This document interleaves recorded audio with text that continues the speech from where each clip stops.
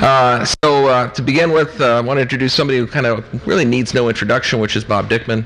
General Bob Dickman has been AIAA's Executive Director since January 2005. He retired from the United States Air Force in 2000 as a senior military officer at the National Reconnaissance Office. Among the other milestones in his career included serving as the space architect for the Department of Defense from 1995 to 1998, where he developed integrated space architectures to improve space support to military operations and to coordinate planning among DoD, the NRO, and the National Aeronautics and Space Administration. So this gives him a great background for trying to coordinate this panel, and I'll turn it over to Bob Dickman.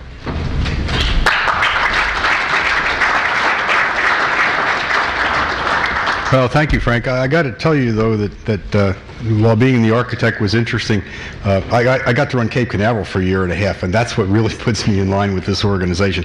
I refer to that as the period of when I had a life, as opposed to when I was in Washington. I think in the broad sense of the last several years, the exploration has been the lightning rod subject for the NASA budget and how that's going to play out. But I think even before the administration change and anything that took place in terms of those changes, commercial launch was and remains a lightning rod. Whether it was the original COTS or the COTS that might evolve into human transportation, and now the much more real CCDV program, commercial launch has become a front piece in a lot of the space discussions. Excuse me. The unfortunate thing I think about that is there's a perception in many people's mind that commercial launch is something new. We've been doing commercial launch for a long, long time, doing it very, very well. It's been national policy for almost 3 decades that we're going to foster commercial launch. And part of what this panel is going to struggle with is the difference between that perception and the reality, where we are in terms of maturity and where we need to change how we think about this process. This is a different panel than most that you've had before, because everyone has a dog in the fight in this panel in commercial launch, whether it's as a customer, an advocate for the big industry, an advocate for the more tailored industry of the entrepreneur, the range itself, the launch vehicle itself, and of course Ken Davidian wears a number of hats, but he's stuck with actually representing FAAST. When I first talked to him about the panel, he said, no, I don't do that safety part. And I said, yes, you do. You're on the panel and you're from AST. What I'm going to do is introduce the panelists, and then the panelists are going to talk relatively briefly in terms of opening comments.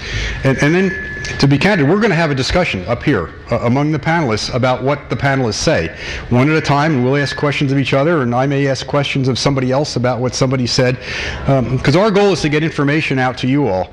If you have an absolutely burning question, ask it when a particular speaker gets done, but if not, kind of wait till the end and see how this all plays out, and then go ahead and ask your questions. Our panelists, starting from this end, Phil McAlister, obviously a veteran of the space industry, been around for a long, long time, very visible right now in his current job as the acting director of commercial human spaceflight at NASA headquarters. Over his career, he's been a design guy. He's been involved with launch and satellites and all the things that most of us knock around in when you've been in it for a bunch of years. Perhaps more important to the background of the subject, in addition to his current job, is he was the executive director of what's known as the Augustine Commission, that review, and was also heavily involved in writing the current national space policy, representing NASA in that process, and also was on the NASA staff liaison to the transition team, and so probably had a little bit more insight into the way that was going to play out with the new administration than many of us did as that was coming down. Brett Alexander, also a Washington guy for quite some time, and a policy wonk that he probably would not want to be described that way, but he's actually very, very good at it. Been in government, been in industry, been heavily involved in entrepreneurial space over the last several years. Prior to doing that, though, he was in the White House. He served under both Clinton and Bush 1. In the, yeah, did you say Bush 2? I'm sorry, Bush 2. Not old enough for Bush 1, that's right. as the senior policy analyst on space issues, was a drafter of the vision for space exploration that President Bush announced in 2004. So obviously a very interesting perspective on how we were and the transition we've gone through to get there. Frank mentioned that he's wearing a new hat. He is the Vice President for Space Policy, newly arrived at AIAA. I guess I can say parenthetically, especially since Marion isn't here, that Frank and his people would have written Marion's speech if she were here. So we're actually well served by your presence. Frank has been in the launch business since what, the early 1980s, I guess. Delta II, Delta IV, and lots of things in between. Business development, launch engineer, and the whole spectrum as it goes through. You have seen him more than once during this conference. He's got a lot of background in AAS as well, and is currently the president. So we take our hat off to you. I'm in the executive director position where I serve a president, and I know I have to suck up to the guys, like, right? Part of the deal. Ken Davidian, another person who's worn a lot of hats in the Washington community, was very visible doing things like the X Prize stuff, but he's been in NASA and then in FAA as really an advocate for commercial space and entrepreneurial space. He's the director of research at FAAST. He's also chair of the International Astronautical Federation's Entrepreneurial and Investment Committee and a member of this organization, AAS's, as Vice President of Strategic Communications. Finally, our last panelist, I confess, was an ad that I asked AAS to include in the panel, because I was concerned, small c, not big c, that we can all talk policy and what it would like to be, but it's useful to have somebody who's actually been there, done that, doing it right now, and that's Colonel Lee Rosen. He's the ops group commander of the launch group commander at the 45th Space Wing, which is Cape Canaveral. And for those who don't know the distinction between Kennedy Space Center and Cape Canaveral, if it's manned and it goes out of Complex 39A or B on a shuttle, it's NASA. If it's on the other side of the world, that is expendable, it goes out of Cape Canaveral rather than Kennedy Space Center. And it comes under the purview of Lee and his people and the other people at the wing. I have to take an aside and tell you that he also was the commander of the 4th Space Launch Squadron, which is at Vandenberg, and I was at the Cape, and my counterpart at Vandenberg, and I used to banter back and forth about there's a lot of differences between the Cape and Vandenberg, one of which is the Cape launches to LEO and to equatorial orbit. Vandenberg generally launches to polar. But more importantly, the Cape launches and Vandenberg doesn't. They just don't have much manifest. And I was asking Lee how things went. When he was the squadron commander, he had, what did you say, Lee, 0 launches? Perfect record. Perfect record. Unblemished. Unblemished. He also has a perfect record at the Cape, but he's had 21 launches in his 2 years down there. So without further ado, Phil?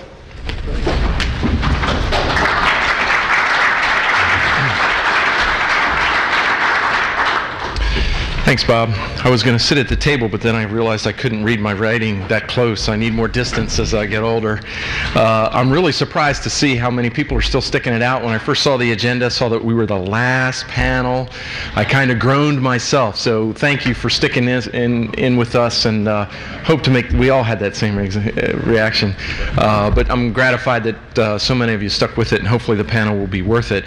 I was outside in the hallway talking to some friends, and they said, well, what are you going to talk about, Phil? And I said, well, Bob asked me to say a little bit about what is commercial. Another round of groans. So I know we've all been through that dialogue many times, so I'm not going to talk about what is commercial.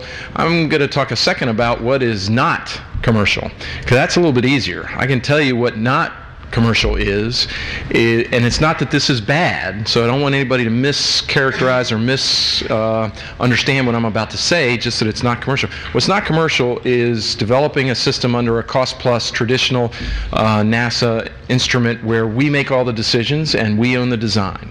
That's pretty clearly not commercial. So we're trying to do this program, Commercial Crew Program, which is human transportation to low Earth orbit, and NASA ISS astronaut transportation of the ISS, trying to do that a little bit differently under a fixed government investment, where the commercial partner has skin in the game, in other words, bringing money to the table themselves. It's not so much the dollar value, the amount of that dollar value, it's just the fact that they have some of that skin in the game. We feel like that incentivizes performance. It also incentivizes them to strongly pursue other customers, which we think is important, and it strongly incentivizes the provider to cost effectiveness. So when people ask, well, how much is that? That's not really the point. The point is that they have their own money in the game and have a desire to get that money back through some services. We also want a mechanism that allows for some innovation. Since we're not going to own this own these vehicles or own these systems, spacecraft, the provider has to have the ability to make his or her own decisions about what is the optimal design that will close their business case. Hopefully NASA is a part of that business case, but not the only part. So the commercial partner needs to have a certain amount of freedom to do that design. They need to own it. They need to have the IP rights associated with that. And again, we need to have a fixed government investment. I think those are sort of the conditions under this program, Commercial Crew, that we're trying to implement. So why are we doing this mission commercially? That's another question I get a lot of times. And that's a great question, and I think there were 5 conditions that were necessary in order for us to start thinking about doing this LEO mission with humans, commercially. The first one is we're in a very cost-constrained environment. We're always in a cost-constrained environment, but particularly now, the administration in the very first budget gave us a little bit less than $6 billion to do 1 or more systems to low Earth orbit. That is a very cost-constrained environment, as you probably know. It's many, many times that, generally, if you're talking about a traditional program. So we have a cost-constrained environment. We're not talking about new technology here. We tried to do this once before with the X-33 and the Venture Star, and I believe one of the lessons learned from that program was that we were really trying to advance the state-of-the-art while we were trying to do this commercially. That does not work. For human missions to LEO, we did that first about 40 years ago with Gemini. So we're not talking about doing breakthrough technology. This is a relatively well understood mission. I'm not saying that human spaceflight is easy. It is hard. It's one of the hardest things that we will ever do, I believe, as a nation. But it doesn't require a lot of technology breakthrough, which would make this probably not the best kind of program to have do commercially. We have a robust industrial base. I believe that is a fact. There's a lot of hand-wringing about our industrial base, and there will always be parts of our industrial base that we wish were stronger and more robust. The fact is, though, that the U.S. space industrial base is stronger, more mature, financially and technically than it has ever been in the past. Commercial space revenues doubled in the last 5 years from 80 billion to 160 billion, according to the Satellite Industry Association. So we can rely on the industrial base probably more so than we ever have in the past. Number 4, and this is key, there has to be the potential for other customers. If NASA was the only customer, I would not advocate doing this program commercially. But there are strong indications that there will be other customers for this service once these spacecraft and systems are brought to market. We've seen space tourists, that's an existing market, has been since 2001. We've seen NASA and Russia fly astronauts from other countries to low Earth orbit, so signifying a demand for that capability. And there are other markets as well on the potential. But these are real markets. These are not something that does not exist, that you only have to hypothesize on. They exist today. The only question is how big they're going to be. So the fact that there are strong potential other markets for this service also is a necessary precondition. And lastly, we have the base government market that is represented by the International Space Station. With the decision on the part of the administration recently authorized and endorsed by the Congress to extend the life of the space station for 2020, for the first time in history, we have an ongoing, sustainable market for humans to low Earth orbit. And that can be the base market. Some people say that's enough in and of itself, but even if there's more, that's better. But at least it provides the base market by which you can start to think about doing this commercially. So I'm not an advocate for doing everything commercially. A lot of people now are saying, well, do heavy lift commercial, maybe do something like JWST commercial. As you can see from my remarks, those two programs break down several of the preconditions that I gave to making this feasible for commercial. So I'm not advocating it in all instances. I'm saying in this instance, it makes sense, and it makes sense for these reasons, and we should get on with it. That's my big message. So thank you.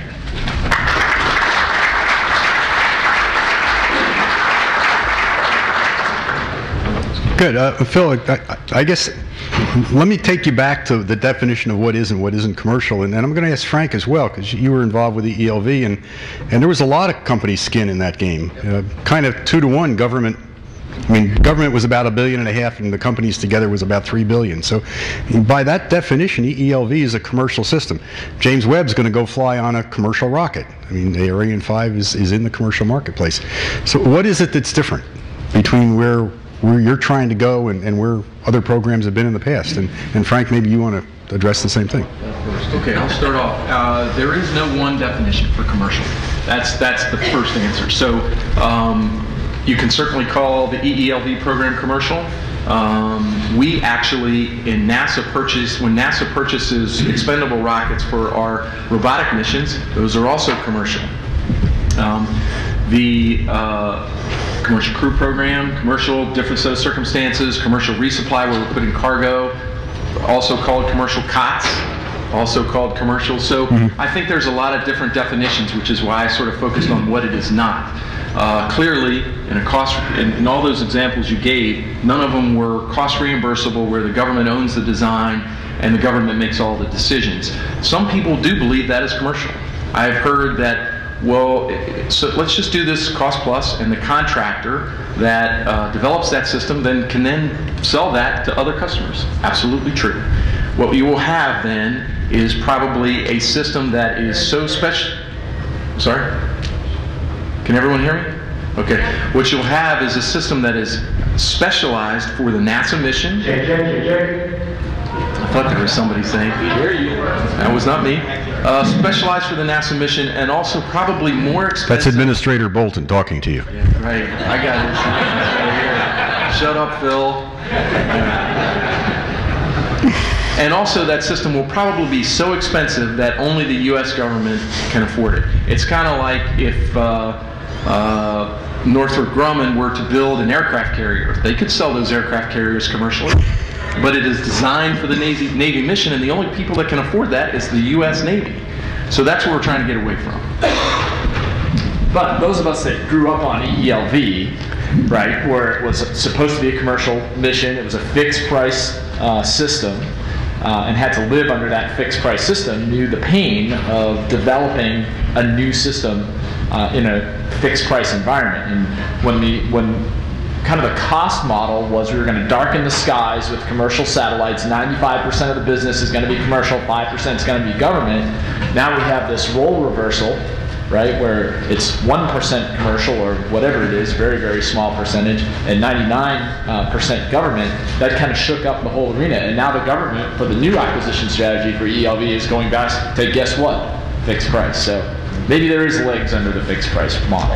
Yeah, you know, I guess I'd go into the ELV example a little more also.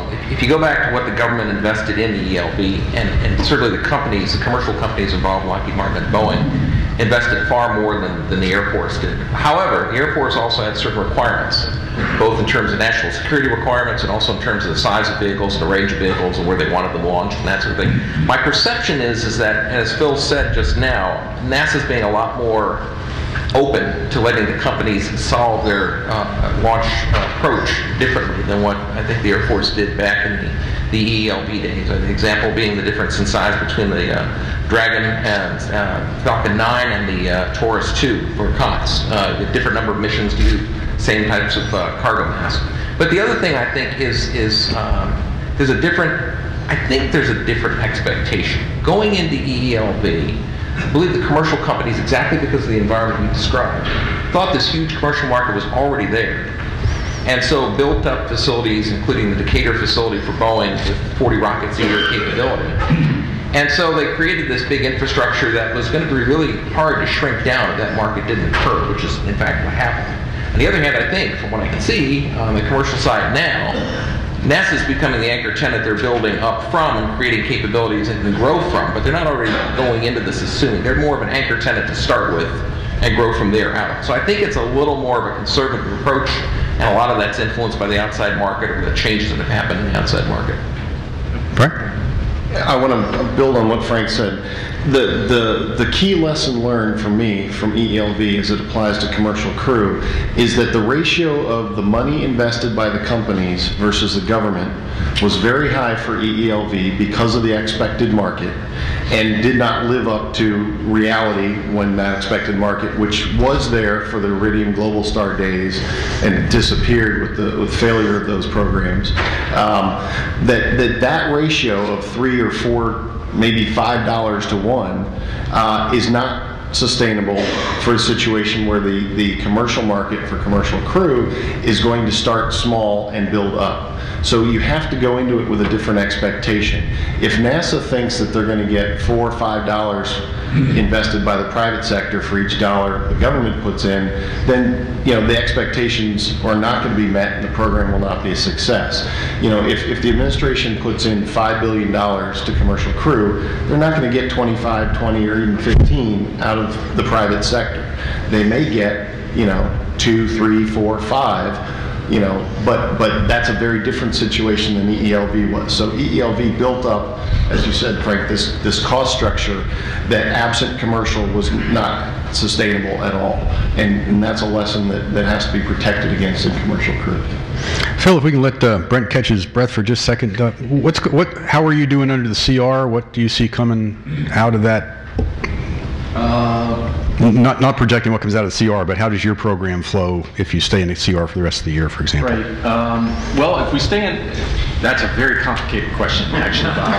And I've been coached up on that by our resource people. Got it. And it's complicated, so I don't want to get into a lot of budget speak. I'll just try and make it simple. Yeah. It's a legitimate question, but I just don't want to get into all the tactics about how the budget would work.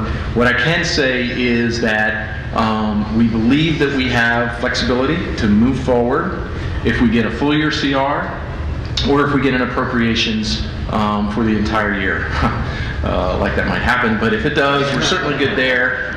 If we get a full year CR, we can make it work. We also believe that we have flexibility to do something now before the end of this current stopgap CR. So we believe that we have some flexibility to move forward, and we hope to be announcing something soon for CCDEV 2. Hope to be announcing something soon. So got it. Write that down, guys. But we believe we aren't going to be good. held up. Good news. Brent?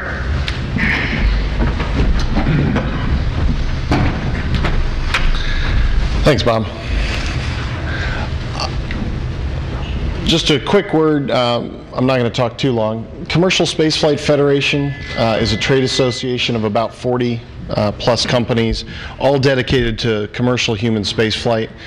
When I started this job 4.5 years ago now, 4.5 long years ago now, we were the private spaceflight federation, or sorry, Personal Spaceflight Federation, and personal spaceflight didn't really catch on in terms of personal computers, personal medicine, personal spaceflight in that sense. And it really has been about commercial spaceflight, but human spaceflight from day one. We were less than 10 companies when I started. We're now over 40.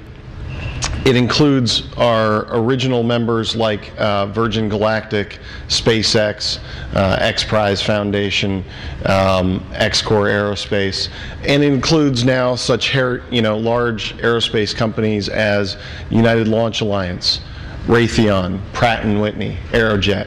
So there's clearly something that all of these companies see in commercial spaceflight and the way the government's moving, and I think that is reflected.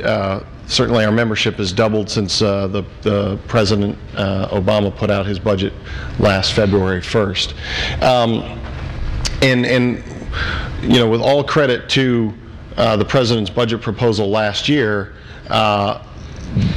The ensuing 6 months, 10 months of debate in the Congress were more or less a sheer hell in terms of the undercutting of arguments, not a high-minded, discussion of the merits of the different approaches, but a real knockdown, drag-out fight, I think, between different camps. Hopefully that is now in the past in terms of having the authorization bill signed into law. And what the authorization bill does is say, it authorizes commercial crew development for the first time. It makes commercial the primary way NASA will get astronauts to the station. It provides real funding for commercial crew development, and it funds the completion of the COTS program and the CRS, commercial resupply services. That's now the law of the land, not just a proposal. And that's a huge, huge paradigm shift since I was in government many years ago. So it is transitioning LEO to commercial, which will allow NASA to explore beyond. Just got some pretty pictures here. As Bob mentioned, commercial launch is not new. United Launch Alliance Atlas V, which is the EELV, which was a glint in somebody's eye back when I started working in the launch business in the early 90s. 24 for 24 successful flights. United Launch Alliance Delta IV, 15 for 15. Falcon 9, 2 for 2, spectacular mission, the last mission with the Dragon capsule on top of it. So we are not inventing a new launch system to take spacecraft into orbit, to take people into orbit. We have proven launch vehicles. Spacecraft hardware, really we argue a lot about the launch. It's about the spacecraft. The spacecraft hardware on the commercial side, with a very small amount of money, $50 million in CCDEV-1 funding, has made tremendous progress. Because of the commercial way the program has been done, companies have been able to move out, build hardware, and move incredibly fast and get much more bang for the buck. SpaceX's Dragon capsule, Sierra Nevada's Dream Chaser lifting body, Blue Origin's composite pressure vessel, and Boeing's capsule there that you see. And my last chart, as Phil said, there have to be multiple markets. The space station is the anchor market, but it is not the only one.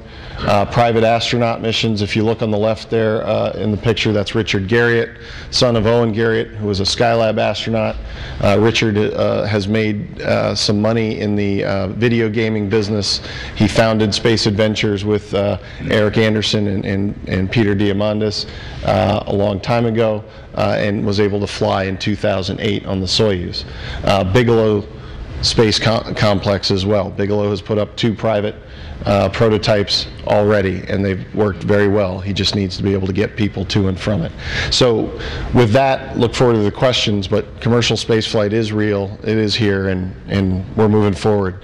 And as Phil said, we just need to get on with it. So, thank you.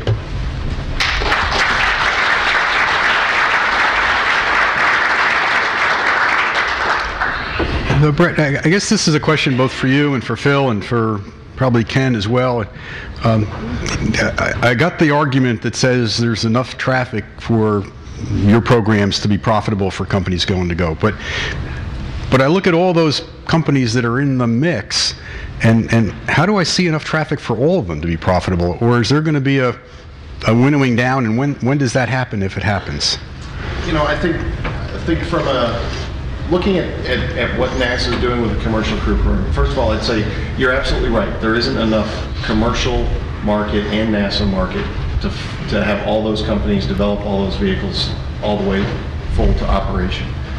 So NASA is, as usual, in the driver's seat. If they're providing the lion's share of the funding, they're in the driver's seat. What NASA needs to do is ensure a couple things. One, that there's competition throughout, because otherwise you revert to this sort of same old mentality we've been in with cost plus, where one company is too big to fail. If you put it on one company, even if they're commercial, it's too big to fail, and everybody within NASA will turn to it and say, how can we help it succeed? Which is exactly the opposite of what you want to do. And so they need to maintain competition, which I think is realistically 2 winners to fully develop systems. And in doing so, they then need to match the process to get there to what they expect the services to be. If you have 3 or 4 major systems developed and only market for 2, then if you back up from that, the investment's not going to come because nobody's guaranteed anything if they make it. You end up with a mismatch, undercutting of prices late, for the services that then the government will have to pick up the pieces later, and the industry consolidation that would come from that wouldn't be pretty. I think we saw that with the commercial remote sensing business, with the space imaging and Digital Globe and the others at the time. Government ended up saying there's market for 2, and they consolidated. I'd hate to see us have to go through that, and so I think if NASA's smart, they can plan it such that they have competition, have those 2 providers out there, and keep other folks in the mix long enough that should one of those leaders fail or stumble, if you will, like rocket plane Kistler did in the COTS program, there's somebody there to hand off to relatively quickly. Phil, a question on CCD. Coming from a background of the government, my vision was that you guys would pick 2 companies and fund them to go, and then I see the contracts, and they're scattered to a bunch of people to do different things short of building a whole vehicle. How do you decide what to do and what pieces need to get done, and what's that process? Yeah, that's a good question, Bob. First of all, CCDev was part of the Recovery Act. We did not have approval to do a full-up program, but we did have approval to accelerate or mature the industry. So if you look carefully at that announcement, it asked for sort of technologies, components, subsystems, so all the way down at the sort of little stuff, all the way up to the big stuff, which is end-to-end integrated systems. So we got a mixed bag in CCDev 1. Yeah. CCDev 2, again, we had the authorization, the appropriations, FY10 appropriations said no new starts. So we couldn't start on the full-up commercial crew program that had end-to-end integrated systems, but we already had approval, authorization, and budget for CCDev 1. So we went through a process to say, well, if we were okay with CCDev 1, we could probably do something like that again, and it wouldn't be a new start. And that was, so we asked our general counsel, could we do that? How far could we stretch it? And if you look carefully at the way we worded the announcement, it says we want to mature elements of the system such as spacecraft and launch vehicles. So again, you could propose anything, but you can see from the announcement that we're looking for sort of bigger stuff. We couldn't do the full-up thing because that was considered a new start, and we're still unbelievably bound by the FY10 prohibition for new starts. So that's how this evolved, and we believe that when that prohibition ends, through whatever mechanism Congress might choose, then we can move forward with the full end-to-end integrated system activity. So Frank or Ken? Or Frank? Yeah. Let me just offer an observation here, which is, and I don't mean to be too gratuitous about this, but I like the fact that NASA is going into this knowing they can't keep subsidizing everybody at a subsistence level. And the answer to the other question is, this is how capitalism is supposed to work, right? How many cell phone companies were when they first came out with the handsets? Dozens, right? Every city had their own unique brand. And over time, some went out of business, some got bought up by others, some sold key technology to another one, but it all consolidated down to a handful now, and maybe even going further than that. But right now, it seems to me we're still at that early stage where they're just coming out with the idea of a cell phone. And so they haven't yet down selected 1 or 2 handset makers, that's okay. Or 1 or 2 network providers, that's okay. Well, Frank, you want to talk, Ken? Sure. Okay.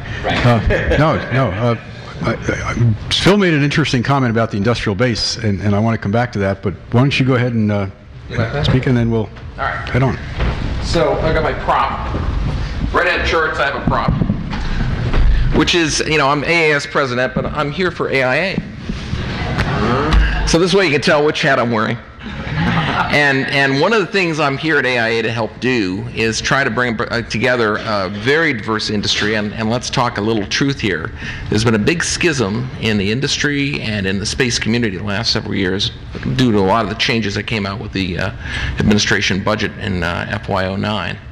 And some of that ties to constellation. I'm not going to get into that here per se, but some of that also ties to what how much commercial space is part of the NASA agenda. So, and I'm not going to try to resolve that here, but I just want to make you know that AIAA is Aerospace Industries Association is a very large organization. We represent about 90% of the aerospace business in the United States, including 141 full member companies and 188 associate member companies. So, and we operate under a principle of consensus. So for me to come up here and say anything, I got to coordinate with a bunch of people, because not all 180 companies are going to be involved in worrying about space launch, but there are a number, and I tried to work that through our stakeholders. So I'm going to go through a little bit of a talking point paper here, because I think these are points that we can agree on as an industry, and I think that's kind of a first start on working together again. Our membership has been involved in commercial space launch of satellites for a generation, same point Brett made. It goes back to Ronald Reagan. After Challenger, satellites were moved off of the shuttle unless they actually needed human intervention for some reason, and the whole commercial launch industry started blossoming. And so it's not, as Brett says, it's not something new. It's something we've been doing for a while. And even before that, if you think back to the Saturns and the Atlases and even the Space Shuttle, although they were built under more direct government involvement and requirements, those were commercial companies that are actually doing the fabrication and the operations even to this very day. So the idea that commercial launch is some alien creature just doesn't make sense. And the other thing that's not new here is investment, and we've touched on this a little bit. And since 1986, AIA members from Boeing and Lockheed Martin to SpaceX and Virgin Galactic have invested billions of dollars to create space launch capabilities for this nation. So there's not much new there. There's a little different flavor on some of the things that they're being relied upon doing here, but it's nothing new for us. Aerospace companies seeking to provide commercial space launch must, however, respect both the laws of physics and economics. Past experience shows that launch business success is not guaranteed despite technical success. And while technical successes have been tremendous, member firms have lost money in some ventures. Developing a capability alone does not assure success.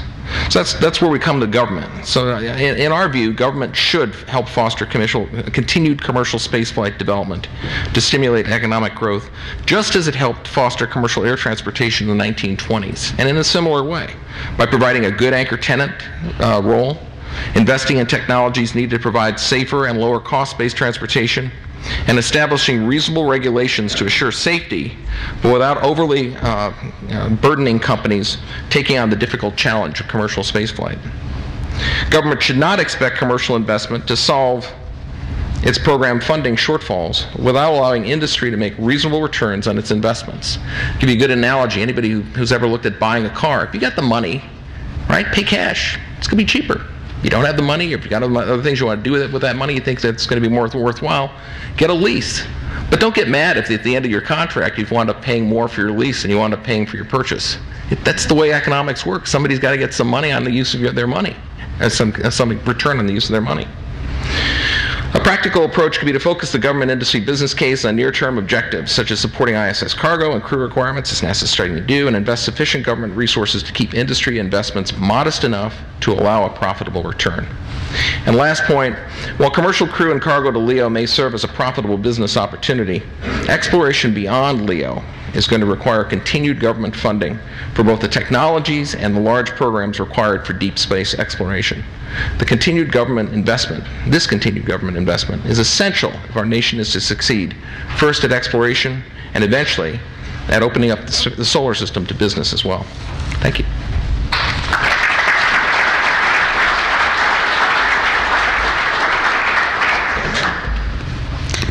So I'd like to come back to the discussion earlier about industrial base, and Phil, your comment that it was as robust as ever, and I think that's probably true for space industry in the macro, but I worry that that's not the case for the launch community.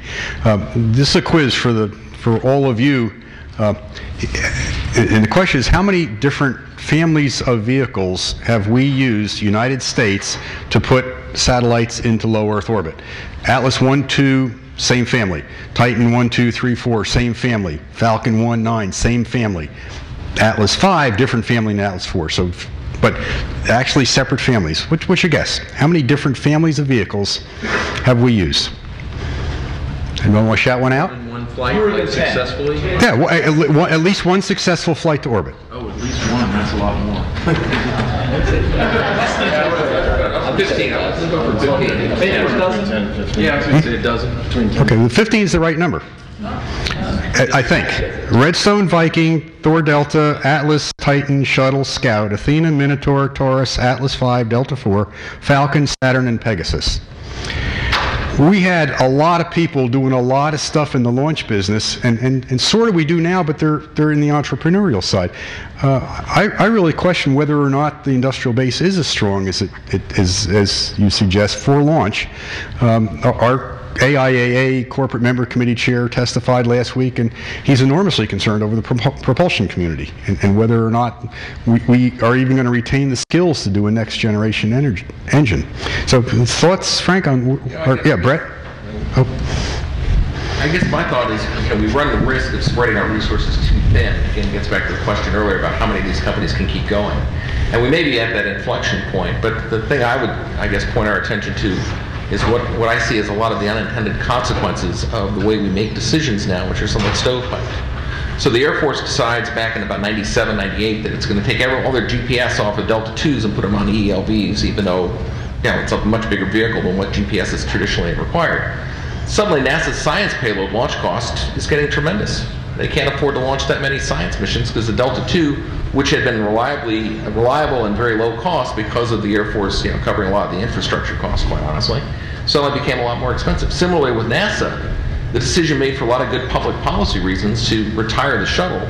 Turns out that means that Pratt & Whitney Rocketdyne only has the RS-68 and the Delta IV to spread its fixed costs of developing and keeping a technical base in place and test facilities down at Stennis and whatever else. So I don't think anybody's coherently, and now there's going to be a space transportation strategy on it, so maybe there's a chance that the government will start looking at this, but we've been looking at things so much in stovepipes, and I think we're causing some unintended consequences to each other as a consequence, as a result. It's impossible to get inside somebody like Elon Musk's head, but do you think that Elon would have done the Falcon 9 if Delta II would have still been around? I think he saw it. I don't want to speculate too much on his, an AR member, so especially don't want to sound like I'm representing him, but I would observe that they have a different business model than what has traditionally been the case. They're building their own propulsion as opposed to traditionally aerospace companies had used outside companies to provide the propulsion systems, both for aerospace, for winged vehicles as well as for rocket vehicles. And that changes the economics a bit. Sure, but he's got a good targeted a niche market right now, and that niche market wouldn't have been there if Delta II had still been around. I mean, it's sort of that class vehicle. It's not an ELV class vehicle. Brent, you were going to make some comments? I was going to say one of the propulsion industrial base is, I think, robust, but has major cracks in it based on lack of decisions by the U.S. government. And so right now, as Frank mentioned, Pratt & Whitney Rocketdyne doesn't know which way things are going to go forward on the NASA heavy launch vehicle programs, and that creates a huge degree of uncertainty in terms of overhead rates and things, which jack up the prices for RL-10s and things on ULA's launch vehicles. So there's a chain reaction effect. So while the technical capability is there, the capacity is there, and the people are there, the funding stream is not all that certain, and there's a lot of uncertainty as to how that industrial base is going to go forward. As you did say, the entrepreneurial side, which is up and coming, is doing a lot of things, doing them somewhat differently, and need to be part of the industrial base conversation. It can't just be separated out. Lee, did I see you reaching for a mic?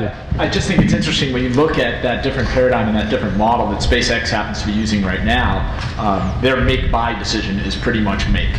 Yeah. And between 75 and 85%, depending on who you talk to, of all of their parts are sourced by themselves. So we've gone from this model of being an integrator to being a builder. And last I heard, they're the largest producer of engines in the world right now. When you need 10 engines per launch, you can quickly become the largest producer of engines in the world.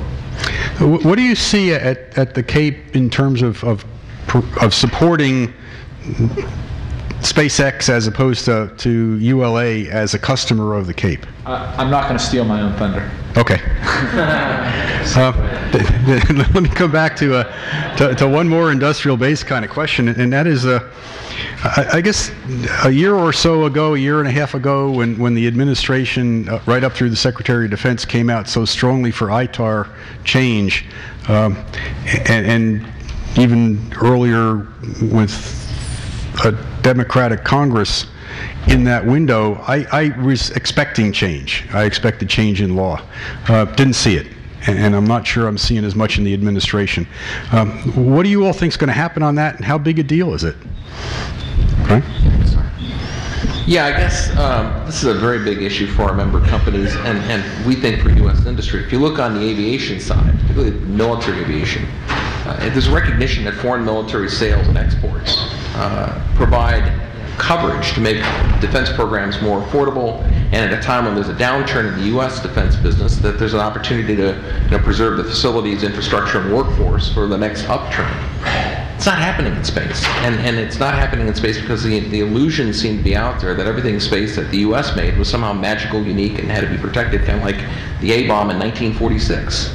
Well, it didn't work out that way. And on the satellite technology front, there's now a wide category of, quote, ITAR-free components available. There's a wide range of ability for companies to overseas get technology that is really not something that's controlled by the United States. There's a report being done by the Defense Department now, which is going to try to look at this issue and try to identify, we think, it hasn't come out yet, I haven't seen a draft of it or anything like that, but we think it's going to try to identify what are the magic technologies you really need to protect for national security business purposes, and what are the items that really should be out there in a competitive world market. There's two ways that'll help.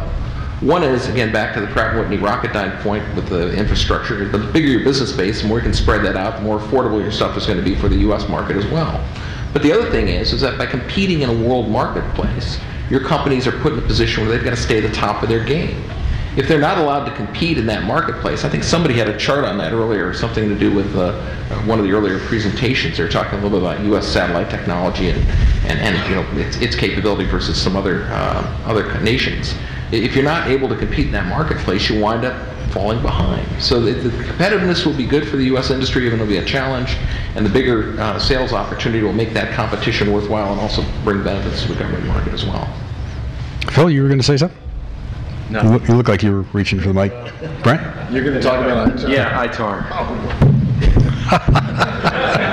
That's what I think about it. So this is not a big enabler for CDev.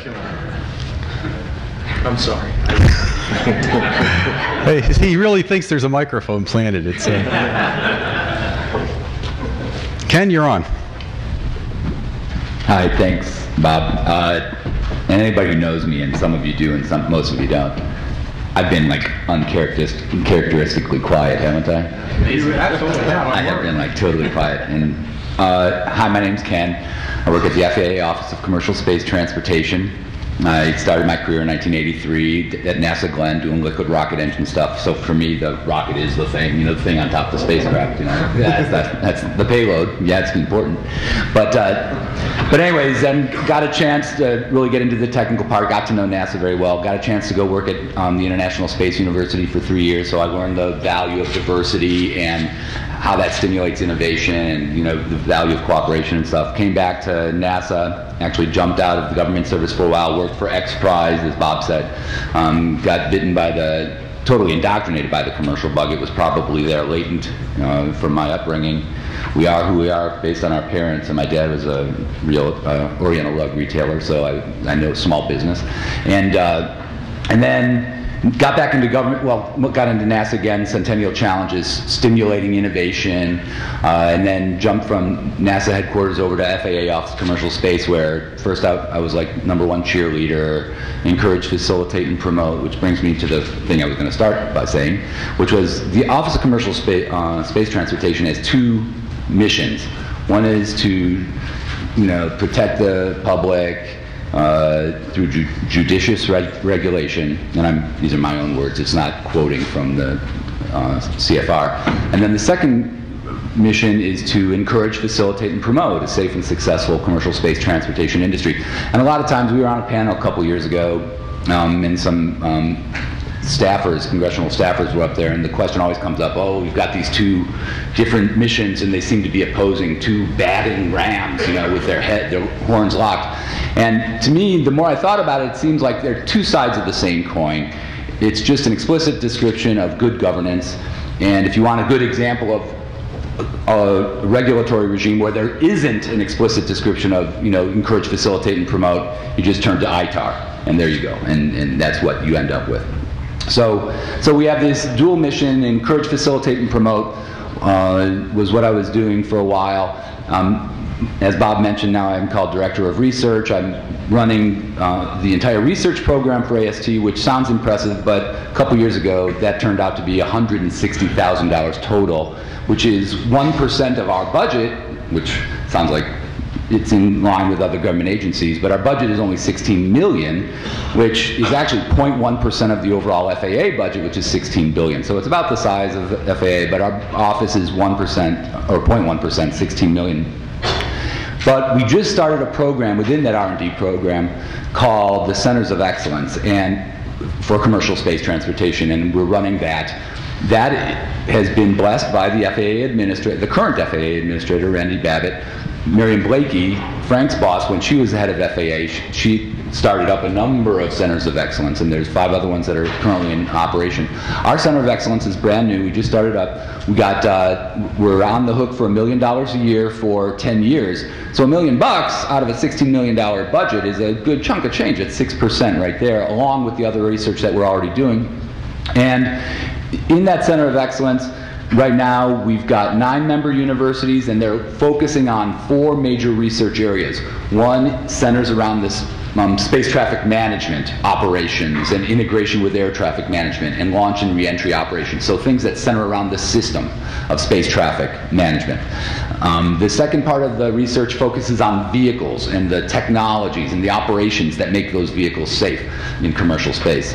The third area of research focuses on the human spaceflight participant, the human in the process, in the operation. And then the fourth part of our research, which ties into everything that we've been talking about, is called industry viability. This is the cats and dogs research area. It focuses on legal, international, regulatory, policy, and my favorite, which is the commercial industry viability of stuff. So we're funding research on industry viability, looking at what are the factors associated with that. So we're really trying to do something that's a little bit more substantial than, and not to demean our earlier conversation of what is commercial space, but A, that's so 2 years ago, and B, does it really matter? Does it really matter? The industry ecology shows how industries grow and shrink after an architectural element has been accepted de facto by a society. So we can expect companies to go out of business after a while. You know, there are going to be a bunch at first.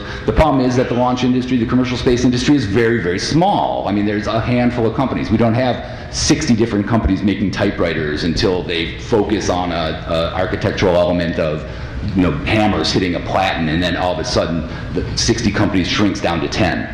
It just happens in industries, and we can expect that, and our industry is no different. And so if we learn about that stuff, we can apply it here and see what's going on. So this stuff is all very interesting, and the reason I've been very quiet is that everybody's making real, real good points, and in my mind I'm thinking through what little bits I know about, you know, industry level theories and structures, and trying to have it all make sense, because some of the stuff that I've been reading and you start applying it really isn't all that encouraging. It's the kind of progress I want to see gets me into space before I die. I'm 51 years old right now, so I can figure I got a couple more decades. The time frames on going from, you know, the initial introduction of a, again, model typewriter to 60 companies, to the creation or to the acceptance of a design, architectural element of that typewriter, to kind of a stable industry, is like 20, 30 years. And it just takes a lot of time for industries to develop, and there's no magic reason why space transportation should be any different than any other industry. Manufacturing takes a long time. And so, anyways, that's kind of what's on my mind. Total off the top kind of conversations here. There you have it.